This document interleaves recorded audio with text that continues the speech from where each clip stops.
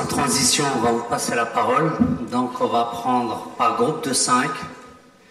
S'il vous plaît, si on veut que le débat soit encore plus intéressant, plus riche par vos interventions, qu'on essaie de ne pas dépasser 2 minutes par intervention. Donc on va faire un premier groupe de 5, on revient à la table pour les réponses-questions et on passe à un deuxième groupe de 5 questions jusqu'à l'heure où on doit arrêter.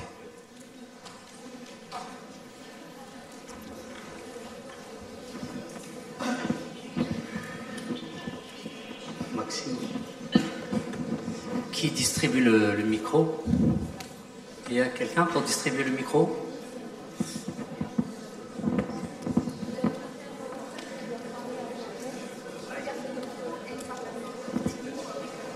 D'accord.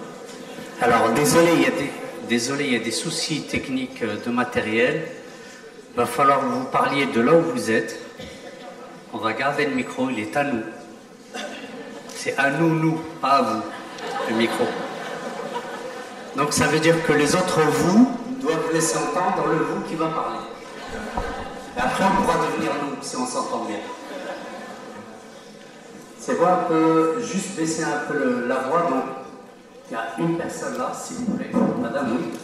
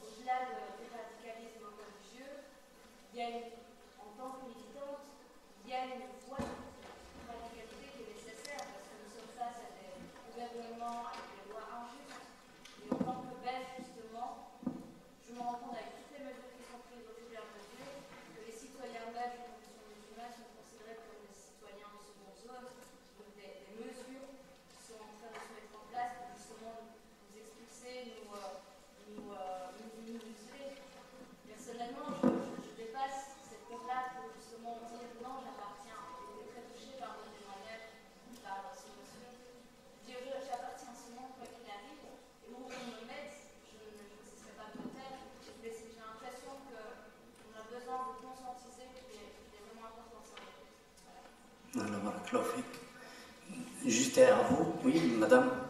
Oui.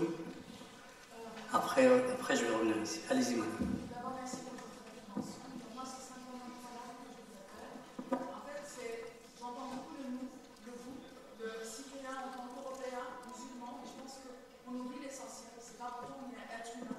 Et qu'on est tous finalement des mêmes. Et à partir de ce moment, où on oublie cette catégorie, parce que moi je suis belge, d'origine marocaine, donc je me considère européenne, africaine, mais également citoyenne du monde. Je sais que c'est un peu bateau, mais j'ai envie de dire, je pense qu'à l'heure actuelle, il est important, en fait, finalement, qu'on se lève tous ensemble et qu'on se dise, en tant qu'être humain, on ne peut accepter de telles situations, et qu'en tant qu'être humain, on doit agir.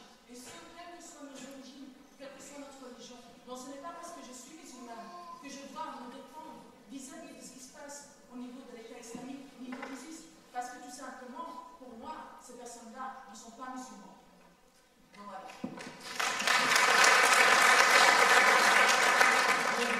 2 minutes, s'il vous plaît. Merci. Je remonte vers vous après. Il y a monsieur d'abord. Allez-y, c'est à vous. Pardon, excusez-moi.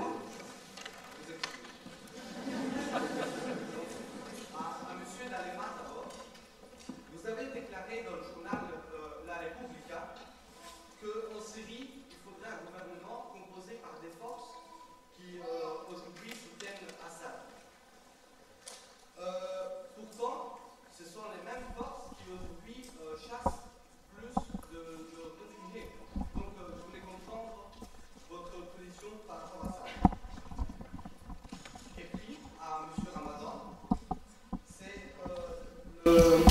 savez, je me pose la question de savoir si la référence au Maqa Assi, donc quelque chose qui est très universel et qui fait partie pour moi du nous européens, eh bien, est-ce que la référence au Maqa Assi ne pourrait pas, au niveau de l'islam, donner des conclusions erronées?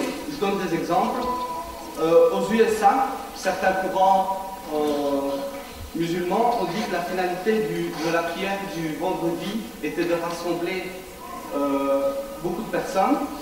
Et donc ils ont décidé de faire la prière du vendredi dimanche, pour donner l'exemple.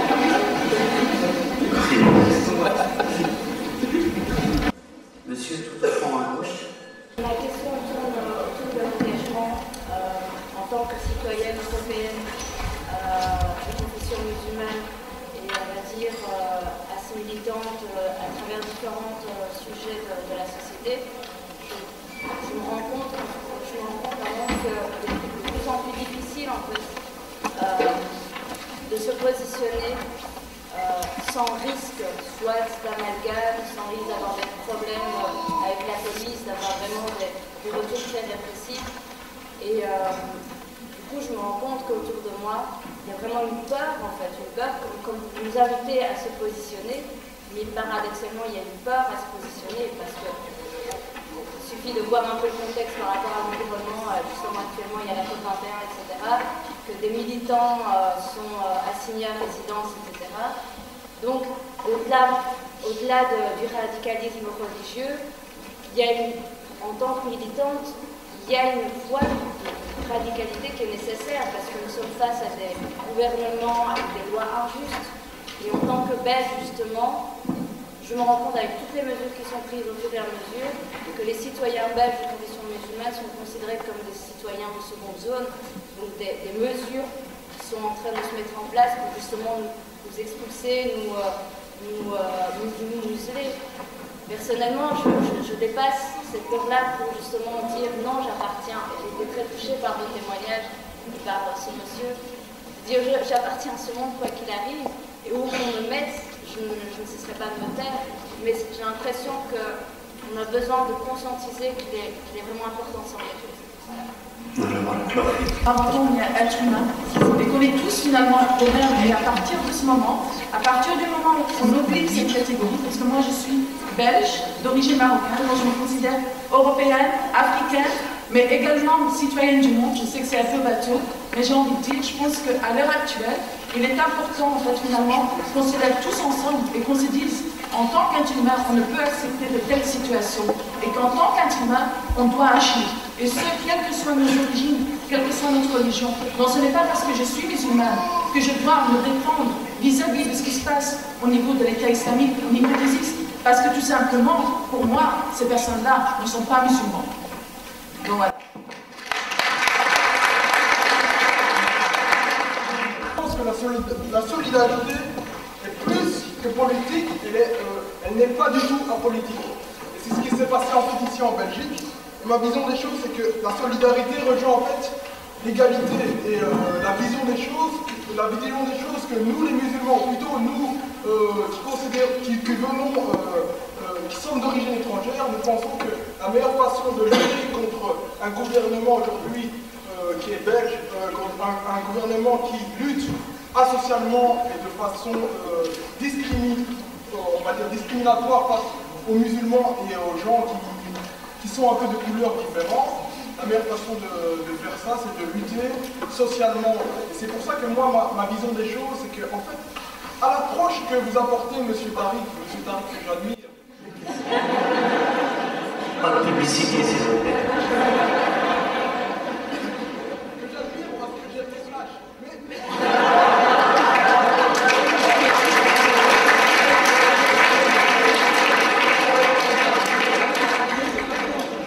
C'est d'aller dans les manifestations qui sont asociales, parce qu'en fait c'est un gouvernement et c'est un système qui crée en fait ces divisions et ces difficultés islamiques, africaines, qui créent en fait une division entre nous. Et la réalité c'est qu'aujourd'hui c'est des riches qui aujourd'hui s'accaparent d'un surplus que nous créons tous individuellement, mais que nous créons tous en travaillant. Et si nous n'avons pas la lucidité pour combattre...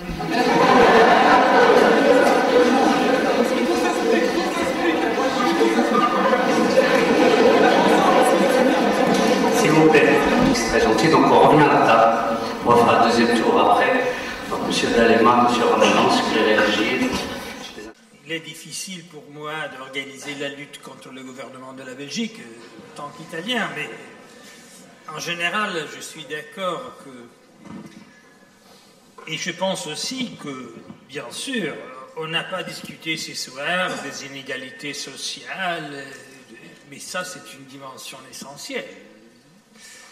Et d'une lutte qui n'est pas entre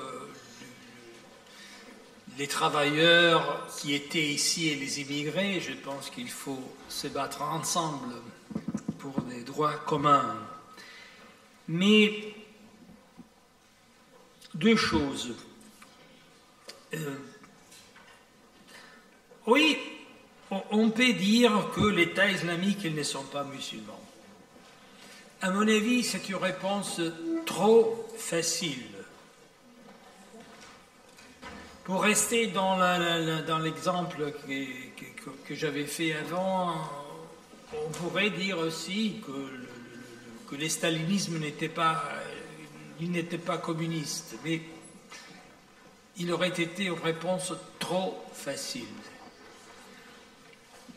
Et je pense qu'il y a une dimension, et Tariq el-Ramadan, il le sait bien plus et mieux que moi, il y a une dimension culturelle et religieuse. Il y a une lecture de l'islam dogmatique qui refuse une lecture dans les contextes historiques qui, bien sûr, ça ne génère pas nécessairement le terrorisme, mais dans ces milieux qu'il y a aussi l'origine culturelle de cette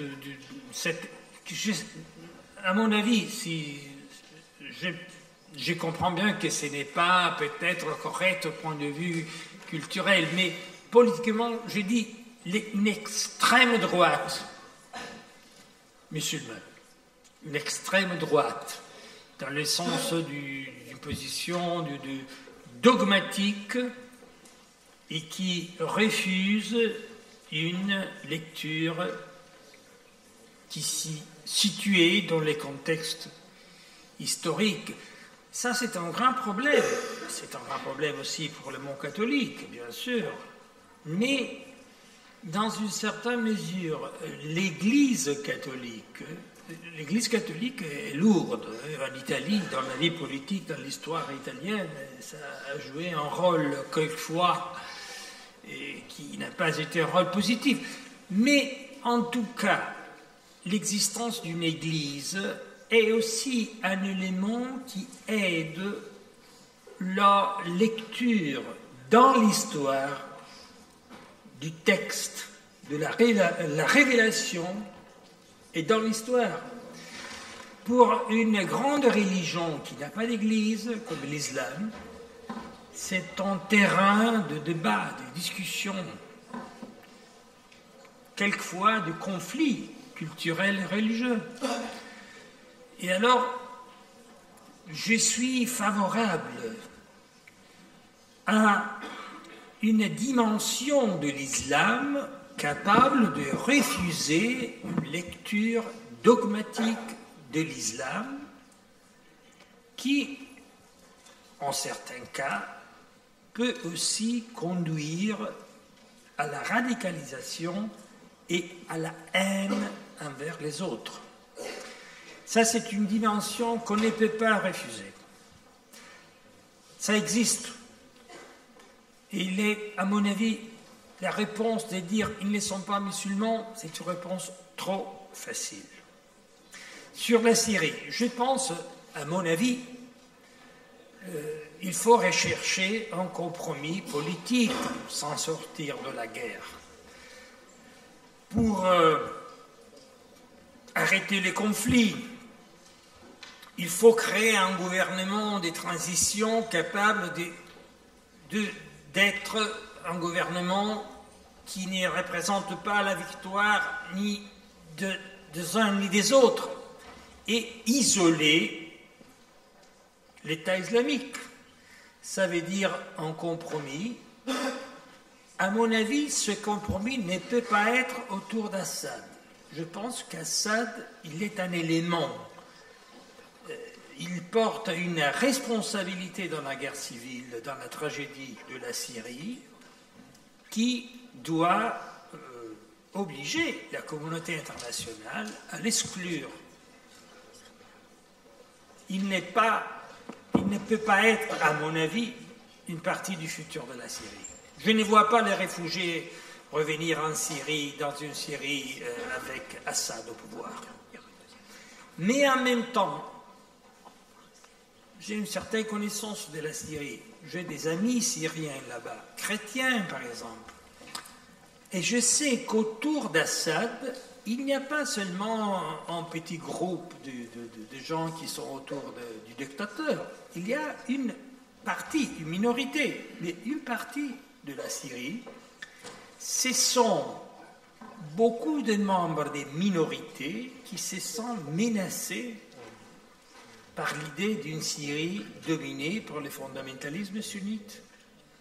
Et alors, quand je dis qu'il faut un compromis capable de donner des garanties aux alaouites, aux chiites, aux chrétiens, d'un gouvernement, d'une solution dans laquelle, parce que la Syrie est un pays multireligieux, si nous voulons garder l'unité de la Syrie, et je pense qu'il faut garder l'unité de la Syrie, je serais contraire à la division du pays, il faut un gouvernement sans Assad, mais aussi avec quelqu'un qu'aujourd'hui lutte à côté d'Assad. Parce que si on pense d'exclure les gens qui luttent aux côtés d'Assad, ça veut dire la victoire d'une partie. Il n'y a pas de solution, il n'y a pas de compromis, il n'y a pas de paix, il y a la guerre. Peut-être qu'à la fin, quelqu'un peut gagner la guerre, mais il n'y a pas de compromis. Si nous voulons arrêter la guerre demain, je pense qu'il faut un accord, un compromis.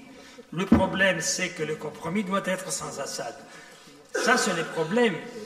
Et dès que je pense qu'il n'y aura pas un compromis sans un accord international, parce que désormais, le conflit en Syrie, ce n'est pas un conflit syrien. D'un côté, il y a une armée sunnite avec des gens qui viennent de la Tunisie, de l'Arabie saoudite, etc. De l'autre côté, il y a les Russes, les Iraniens, les Hezbollah. Ce n'est pas désormais un conflit syrien. C'est un conflit, avant tout, dans les mondes musulmans. Et il n'y a pas de solution sans un accord avec tous les acteurs. Et je pense qu'il faut négocier cet accord. Et je pense que l'Europe pourrait jouer un rôle primaire dans la recherche d'un accord politique, et pas seulement bombarder. Et je ne sais pas qui. À mon avis, je ne suis pas contre l'usage de la force, mais c'est la politique qui doit user la force. L'idée de substituer la politique avec les bombardements, c'est une idée bête, c'est une bêtise, ça c'est la réalité, il n'y a pas de solution. Alors je ne vois pas une action politique de l'Europe aujourd'hui pour un compromis capable d'arrêter le conflit. Je pense qu'il serait possible. J'en ai parlé je n'ai pas de responsabilité, mais j'ai beaucoup de liens avec beaucoup des acteurs dans la région. Et je pense qu'il y a les conditions d'un compromis. Mais je ne vois pas une action politique européenne aujourd'hui. Et c'est à l'Europe. Les Américains, après, les États-Unis, c'est un grand pouvoir. Mais quand il y a la nécessité d'une solution politique, ça devrait être le métier de l'Europe. Parce que ça, c'est la culture européenne. Mais quelquefois, l'Europe n'est pas capable d'être l'Europe. Et ça me gêne. Merci.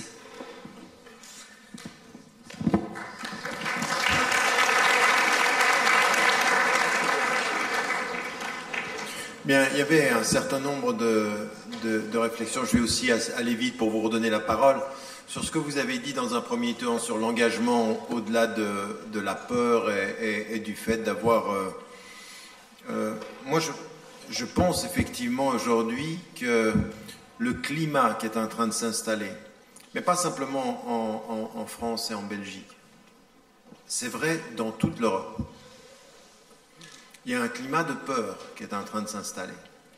Et même dans les discours, je ne sais pas si vous avez suivi ce que Cameron a pu dire pour pouvoir justifier le fait du soutien de l'Angleterre à l'ami français, c'est un climat extrêmement dangereux.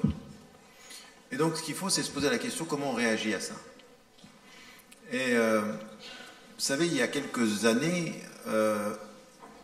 j'avais écrit le livre avant 2001 et je l'ai fini au moment où il y a eu 2001, juste avant, quelques semaines avant, et j'ai écrit l'introduction du livre en disant ce texte-là dépasse les réactions émotives à ce qui est en train de se passer. Donc j'ai écrit l'introduction après. Et ce livre-là, il vient de sortir de nouveau 16 ans plus tard, c'est Être occidental et musulman aujourd'hui, qui n'a pas vieilli d'une ride. Et je disais dans cet ouvrage-là exactement la chose qui me paraît être aujourd'hui nécessaire dans l'engagement, c'est qu'il nous faut des mouvements nationaux d'initiative locale. C'est-à-dire qu'aujourd'hui, ce dont on est en train de parler, nous en termes de citoyens, c'est au niveau local, c'est là où nous sommes, dans la périphérie de nos engagements, qu'à un moment donné, il faut faire entendre une voix citoyenne qui lutte contre cette peur, qui soit la réponse au populisme d'extrême droite, qui soit la réponse au populisme religieux, parce qu'il y a aussi un populisme religieux. Le simplisme des littéralistes est populiste, c'est-à-dire de jouer sur le fait qu'il y a un eux et il y a un nous, il faut être musulman contre eux, il faut être musulman loin d'eux, il ne faut pas être musulman, on est ici en terre étrangère, on n'est pas chez nous, exactement, c'est-à-dire l'alliance objective des deux discours. L'alliance objective du discours des littéralistes et parfois, si on va plus loin, de l'extrémisme violent et des xénophobes et de l'extrême droite et des populistes. Et à un moment donné, nous, on doit faire exactement le contraire. Et cet engagement-là, c'est au niveau local. C'est au niveau local, c'est-à-dire de savoir dire ce nous au niveau local. Quand j'entends par local, c'est-à-dire à Bruxelles, c'est-à-dire dans nos villes respectives. Et je vais vous dire une chose, c'est que moi, sur cette question-là de vivre ensemble, je suis beaucoup plus optimiste que tout ce que disent les politiques nationales et l'entretien de la peur. Parce qu'en fait, le discours est inversement proportionnel dans la crispation du discours national aux mesures de vivre ensemble qui sont sur le plan local. Parce que ça, je vous le dis comme je le crois, on gagnera. Sur le plan, on gagnera. Ce nous qui va travailler ensemble, il gagnera sur le... L'islam est une religion européenne et nous avons à travailler ensemble et ça c'est une affaire qui est gagnée sur le long terme. Maintenant la question est comment on dépasse ces crispations, comment est-ce qu'on dépasse la peur, comment est-ce qu'on travaille. Donc il faut faire exactement le contraire de tout ce à quoi on nous invite. Tout ce à quoi on nous invite. Je ne sais pas si vous entendez des choses qui sont... Mais ce que, par exemple, on peut entendre en France, qu'on a pu entendre de certains à l'époque de la Ligue du Nord en Italie, mais même des choses qui se sont normalisées, ce discours-là, il faut le contester par l'engagement. Dernière chose que je voulais dire, je ne suis pas d'accord avec vous, et je suis d'accord avec M. D'Alema sur ce point-là. On ne peut pas dire qu'ils ne sont pas musulmans. Pour deux raisons. Parce qu'aujourd'hui, eux disent, et pourraient dire de vous, qui dites qu'ils ne sont pas musulmans, que vous n'êtes plus musulmans. Et que cette idée de décider qui est musulman et qui n'est pas musulman, moi ce que je peux dire, c'est que leur agir ne correspond pas au principe de l'islam. Mais je ne peux pas les sortir de l'islam. Et dès que j'ai dit ça, dès que j'ai dit que quelqu'un est musulman et qu'il fait quelque chose, je suis dans l'obligation morale et intellectuelle de prendre une position sur ce qu'ils font. Et donc il faut le faire. Il faut avoir une réponse religieuse. Il faut avoir une réponse religieuse qui ne s'arrête pas à expliquer ce qui se passe d'un point de vue religieux. Parce que vous savez, nous on a fait des études sur le terrain. Moi quand j'étais tout de suite en 2005 en Angleterre, et quand je me suis retrouvé la semaine après les attentats en 2001 aux États-Unis, on a commencé à faire du travail. Et j'arrête pas je l'ai répété déjà ici. Le fait que 92% des jeunes formés avec un doctorat ou pas formés ou en exclusion sociale se retrouvent 92%. La moyenne du temps où ils sont impliqués dans l'islam avant de passer à l'acte est de 2 mois. 2 mois, c'est-à-dire ils rentrent et ils dévissent complètement. Et ils rentrent des fois dans une approche totalement de... On a l'impression que l'esprit n'y est pas, que l'intelligence n'y est pas. Donc à partir d'un certain moment, il y a un vrai problème sur la question de l'éducation, il y a un vrai problème sur la manipulation, il y a un vrai problème sur l'endoctrinement, il y a un problème sur Internet aujourd'hui, sur qui est derrière ces écrans, qui est-ce qui fait ça, comment est-ce que c'est financé. Il y a tout un travail, donc on ne peut pas se dire... l'idée que éduquez-les dans nos écoles, oui, on va éduquer, on va faire ce travail-là, mais maintenant il faut aller plus loin, c'est-à-dire qui est-ce qui entretient ce discours-là, qu'est-ce qui se passe pour que ça marche comme ceci, comment se fait-il qu'à partir d'un...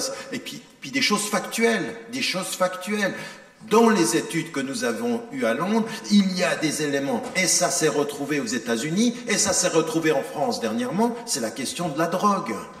C'est-à-dire qu'à partir d'un certain moment, ceux à qui on nous a dit ils vont là-bas parce qu'on leur promet 72 vierges ou 72 vierges, pour y aller, ils se droguent. Dans la chambre de l'hôtel en France, on retrouve de la drogue. Aux États-Unis, de la drogue. En Angleterre, de la drogue. Donc à un moment, il y a une utilisation politique du fait religieux. Sur ce que nous savons, d'un point de vue religieux, il faut dire, moi je ne les sors pas de l'islam. Et pour certains d'entre eux, ce sont des victimes d'une vaste manipulation politique. Pour certains d'entre eux. Mais je vais condamner d'un point de vue musulman, dire que les musulmans doivent prendre... Mais pas simplement ça. Je veux dire qu'à partir d'un certain moment, il faut même aussi, nous, qu'on aille plus loin. En amont de cette tentation de l'extrême, il y a un discours religieux d'un certain nombre, vis-à-vis duquel il faut qu'on prenne des positions. Moi, je ne vais jamais interdire à un salafi littéraliste de parler, mais j'ai un devoir moral de me distancer de ce discours-là, de me distancer de ce discours qui met tout le monde en enfer, sauf nous. Tout le monde en enfer, c'est-à-dire, vous aussi, vous y êtes en enfer. Non, mais quelqu'un qui vous regarde et qui vous met en enfer dans son discours, c'est-à-dire qu'il peut se permettre n'importe quoi et qui a un regard, arrogant, dogmatique. À un moment donné, il faut qu'on prenne une position.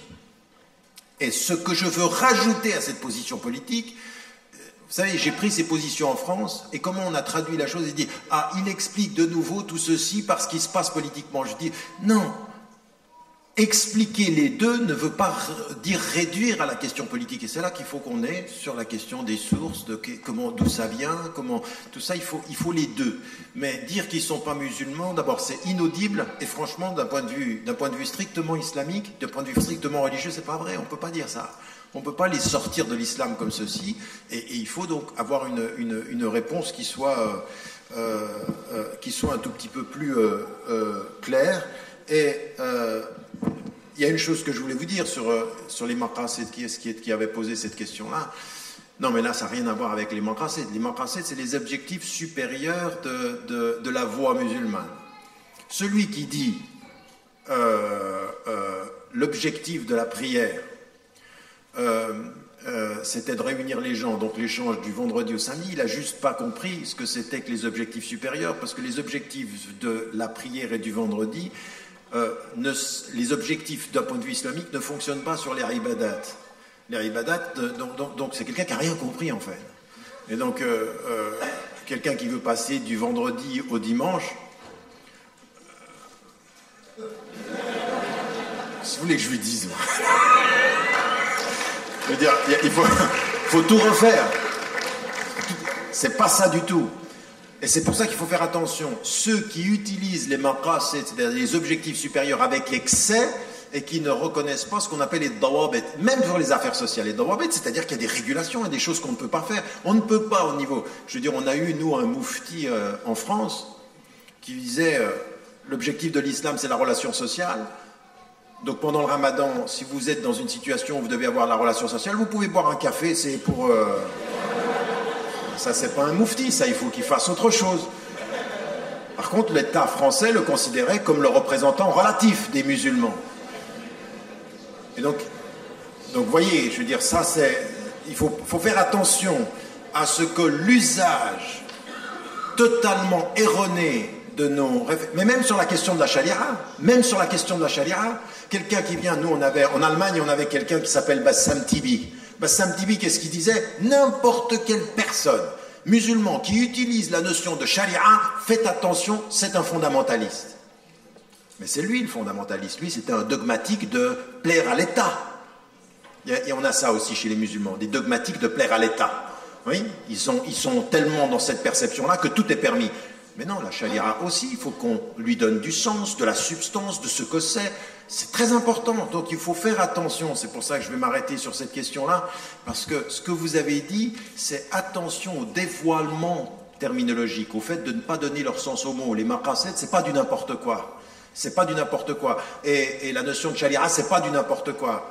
Quand vous allez aux États-Unis maintenant, il y a certains musulmans qui n'osent même plus utiliser ceci à cause de toute la campagne qui a été faite par des milieux, d'ailleurs sionistes, pro-sionistes, de dire attention, dès qu'on utilise la charia, nous sommes en danger parce qu'ils nous colonisent. Un peu ce qu'on entend aussi dans certains milieux. Donc c'est à nous de faire attention à ne pas laisser ces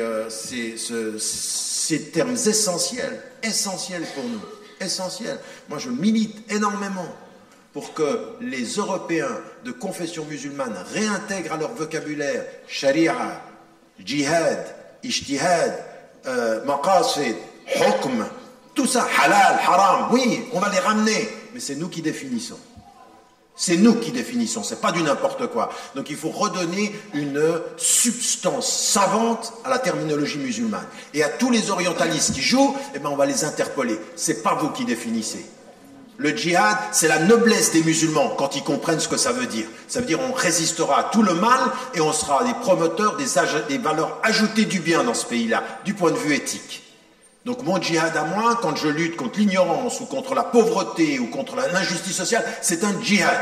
Je suis allé au Parlement mondial des religions, là, aux États-Unis, il y avait 12 000 personnes, 99% n'étaient pas musulmans, et je dis, vous êtes tous avec moi pour un djihad de la connaissance. Vous étiez d'accord?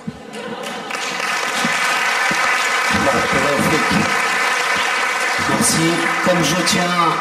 Comme je tiens à rester dans le nous, je vais y rester puisque je suis pas chez moi ici. On va s'arrêter là pour les débats parce qu'il y a une partie des invités qui doivent partir, donc on va pas les garder en otage, sinon il n'y aura plus de nous. Vous comprenez bien. On espère qu'ils reviennent avec un nous plus fort. Je ne vise personne, je parle de tout le monde dans la salle. Donc on va s'arrêter là. Il y a une petite pause. On reviendra sur la thématique de la Palestine. On rappelle qu'il y a un stand des livres avec dédicaces qui aura lieu après. Donc je vous remercie. Barakallahu fikoum. Et une petite pause de 20 minutes, Inch'Allah.